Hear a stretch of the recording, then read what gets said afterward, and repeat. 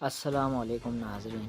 اٹک کا قلعہ دریائے سندھ کے کنارے راولپنڈی سے 58 میل اور پشاور سے 47 میل کے فاصلے پر جرنیلی سڑک پر واقع ہے، جہاں ریل گاڑی سے بھی پہنچا جا سکتا ہے۔ یہ قلعہ سمندر سے بلند ایک خطرناک علاقہ اور دو چٹانوں کملیہ اور جلیلہ کے درمیان واقع ہے۔ ان چٹانوں کا نام کمال الدین اور جلال الدین کے نام پر رکھا گیا ہے، جو روشنیہ فرقہ کے بانی کے دو بیٹے تھے اور جنہیں سزا کے طور پر دریا میں پھینکا گیا کیونکہ وہ اپنے باپ کے نظریات کا پرچار اکبر کے دور میں بھی کرتے تھے۔ اگست 1581 عیسوی میں ایک روز دوپہر مغل شہنشاہ اکبر نے ایک تقریب میں اٹک قلعے کی بنیاد رکھی۔ ہماری آج کی ویڈیو اسی بارے میں ہے، تو چلیے اس بارے میں جانتے ہیں۔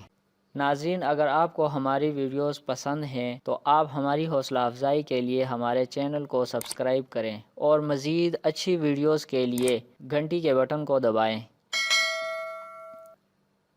جب اکبر نے محمد حکیم مرزا گورنر کابل پر فتح پائی تو اکبر کے ذہن میں خیال آیا کہ یہاں دریائے سندھ کے کنارے شمالی حملہ آوروں کی روک تھام کے لیے ایک قلعہ ہونا چاہیے۔ تو اسی روز اس نے اٹک قلعے کی بنیاد رکھی اور 2 سال 2 ماہ کی مدت میں یہ قلعہ مکمل ہوا۔ قلعے کا یہ کام اکبر نے خواجہ شمس الدین خان کے سپرد کیا تھا، جو بعد میں پنجاب کا دیوان مقرر ہوا تھا۔ اس کی تاریخ کے بارے میں ملا عبدالقادر بدیوانی لکھتے ہیں، ربیع ثانی 99 ہجری میں بادشاہ نے سندھ کے کنارے قلعے کی تعمیر کا حکم دیا، ایک چھوٹا قلعہ جسے اٹک بیرس کا نام دیا۔ اسی طرح ایک اور کہانی جو اس قلعے کی تعمیر کی بابت ملتی ہے وہ یہ ہے کہ اکبر نے جب دیکھا کہ دریائے سندھ پار نہیں ہوتا تو اس نے اس جگہ کو ایک نام دیا، اٹک یعنی روک۔ جب اسے وہ پار کر گیا تو اس نے خیرآباد کا نام دیا۔ اس موقع پر اکبر نے یہاں ایک بڑا بیڑا تیار کرایا اور جمنا سے بہت سے ملاح یہاں تعینات کیے اور ان کے لیے قریبی دیہات کی جاگیر وقف کی۔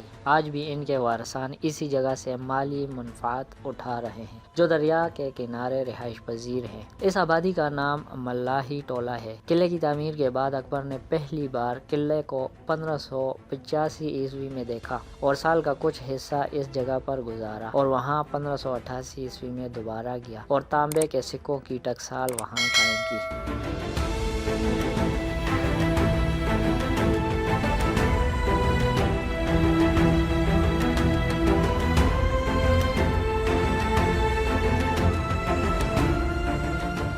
ناظرین، فن تعمیر کے لحاظ سے اٹک قلعہ واضح کرتا ہے کہ یہ فتح پور سیکری دہلی اور لاہور کی طرز پر، جو کہ خالصتاً فوجی مقاصد کے لیے تعمیر کیا گیا۔ اس کی 4 دیواری 1 میل چاروں اطراف سے ہے، جو 18 برجوں کے ساتھ ملتی ہے۔ تمام گولائی دار ہیں، ماں سوائے ایک کے جو زاویہ قائمہ پر ہے۔ ایک گیلری ان برجوں کو آپس میں ملاتی ہے، جس کے نیچے متعدد گارڈ رومز ہیں۔ قلعہ کے برج مقامی چٹانی پتھر سے بنائے گئے ہیں، جن پر چونے کی دبیز تہ چڑھائی گئی ہے۔ داخلی دروازوں پر سرخ پتھر استعمال ہوا ہے، جبکہ قلعے کا دیگر حصہ لاجوردی ٹائلوں سے بنا ہے۔ اس کا ڈیزائن ویلز نے اپنی کتاب 5000 Years of Pakistan میں دیا ہے۔ قلعہ کی تعمیر کا دلچسپ پہلو وہ گیلری ہے جو برجوں کو باہم ملاتی ہے، جو حملہ آوروں سے آگے پیچھے سے بچانے کا ایک ٹھوس ذریعہ ہے۔ گیلری کے زیادہ حصے کی چھت اخروٹ کی لکڑی سے بنی ہے، مگر ایک جگہ سنگ مرمر کی موٹی سلیب بنائی گئی ہے اور قلعہ کو تمام جنگی ہتھیاروں کے استعمال کو مد نظر رکھ کر بنایا گیا ہے۔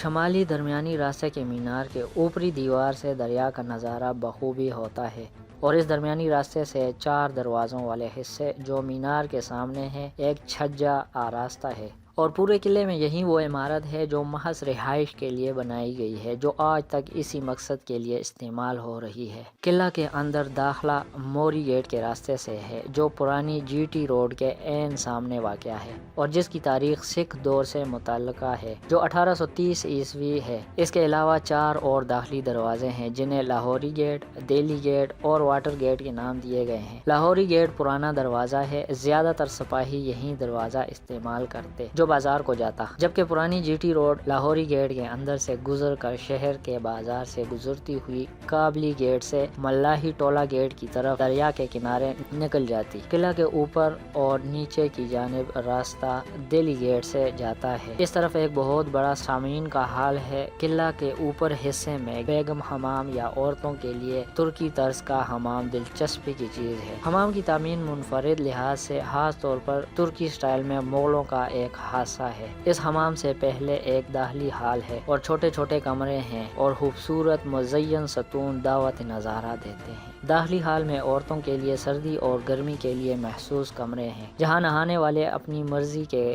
گرم سرد پانی سے لطف اندوز ہوتے ہیں۔ دوہری دیوار آج بھی دکھائی دیتی ہے، جہاں پانی گرم کر کے بھاپ مہیا کی جاتی تھی۔ یہاں سے گزرتے ہوئے سیاح مغلوں کے روایتی انداز تعمیر کو داد دیے بغیر نہیں رہ سکتا۔ ایک خفیہ سرنگ اس حصے سے لاہوری گیٹ کو جاتی ہے، جو زیر زمین ہال تک چلی جاتی ہے، جہاں بیگمات شاہی آرام کرتی۔ قلعے کے نچلے حصے میں ایک سڑک پر روشنی کا نظام مہیا کیا گیا ہے۔ آہنی راڈوں سے مزین دہلی اور کابلی دروازے، جو مست ہاتھیوں کے حملوں کی روک تھام کے لیے بنائے گئے، انتہائی دلچسپ ہیں۔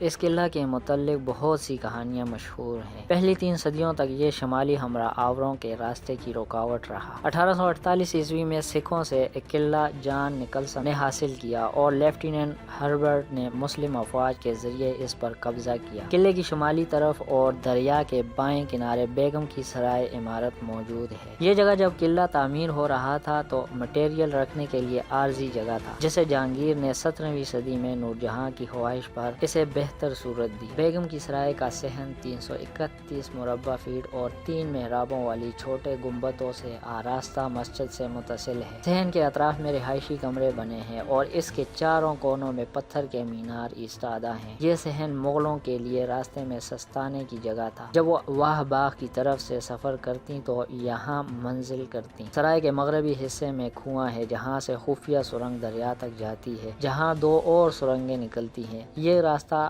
اعلیٰ انجینئرنگ کی مثال ہے۔ 1883 عیسوی تک یہاں کشتیوں کا پل تھا۔ 1880 عیسوی میں شروع ہونے والا پل 1883 عیسوی میں مکمل ہوا، جو آج صوبہ خیبر پختونخوا کو پنجاب سے ملاتا ہے۔ ناظرین، اگر آپ کو ہماری ویڈیوز پسند ہیں تو آپ ہماری حوصلہ افزائی کے لیے ہمارے چینل کو سبسکرائب کریں اور مزید اچھی ویڈیوز کے لیے گھنٹی کے بٹن کو دبائیں۔ تو ہمیں دیجیے اجازت، دیکھتے رہیے ہمارا چینل اور جانیے دنیا کے بارے میں ہمارے ساتھ۔ تو ملتے ہیں اگلی ویڈیو میں، تب تک کے لیے اللہ حافظ۔